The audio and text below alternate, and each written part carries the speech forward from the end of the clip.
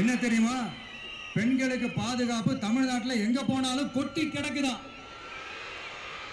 அப்படி அது உண்மைனா அண்ணா யூனிவர்சிட்டி அந்த பொண்ணுக்கு ஏன் சார் அப்படி ஒரு கொடுமை நடந்துச்சு? கோவை கல்லூரி பெண்ணுக்கு ஏன் சார் அப்படி ஒரு கொடுமை நடந்துச்சு? பெண் குழந்தைகள் பாதிக்கப்படுறதா கிட்டத்தட்ட 1000க்கும் மேலான போக்சோ கேசுகள் ஏன் சார் பதிவானுச்சு?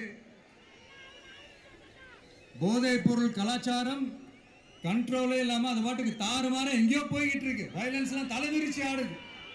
அதுக்கு ஒரு ரீசெண்ட் எக்ஸாம்பிள் அந்த ரயில்வே ஸ்டேஷன்ல அந்த சிறுவர்கள் எல்லாரும் சேர்ந்து செஞ்ச அந்த சம்பவம். சட்டம் ஒழுங்கு சரியா இருந்தா ஏன் சார் இப்படி எல்லாம் நடக்குது? சட்டம் ஒழுங்கு சரியா இருக்கணும்னா முதல்ல தமிழ்நாட்டுக்கு ஒரு டிஜிபி வேணும் சார். எங்க சார் போனார் அவரு? எங்க அவரு? சும்மா இந்த ஆக்டிங் ஆபீசரை வச்சுக்கிட்டு அரசாங்கத்தை நடத்துனீங்கன்னா இப்படிதான் சட்டம் ஒழுங்கு சந்தி சிரிக்கும். முதல்ல தமிழ்நாட்டுக்கு ஒரு டிஜிபியை போடுங்க சார். அதுக்கப்புறமாச்சும் சட்டம் ஒழுங்கு சரியாகுதான்னு பார்ப்போம். சரிப்பா, கேள்வியா கேட்கறியே, நீ வந்தா என்ன செய்வ அதானே கேட்கறீங்க. கரெக்ட், கேட்கணும். மக்களோட அடிப்படை தேவைகளை தீர்க்கிறது தான் நம்மளுடைய ஃபர்ஸ்ட் வேலையே. அதை தீர்க்கிறதுக்கான அந்த தேடி போறது, அதோட சொல்யூஷனை தேடி போறது தான் நம்மளுடைய ஃபர்ஸ்ட் அஜெண்டாவே. கொஞ்சம் வெயிட் பண்ணுங்க. தேர்தல் அறிக்கை ரெடி ஆயிட்டு இருக்கு. தெளிவான ஒரு தேர்தல் அறிக்கையாவது வரும்.